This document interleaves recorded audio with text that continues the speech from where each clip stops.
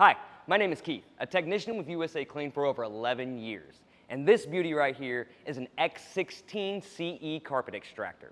Now in this video series, I'm going to show you some tips and tricks on how to keep your machine running at peak performance, and it's also going to help you minimize the cost and need of sending a service tech.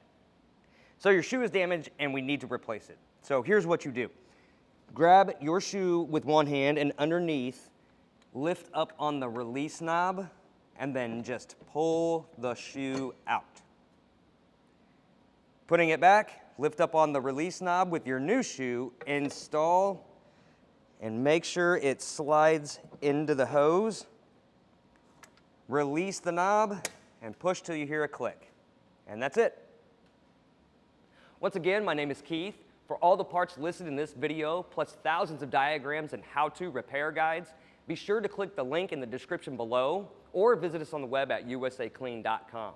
Now, if you like what you watch, go ahead and hit that like button and subscribe for future videos. Stay safe and thanks for watching.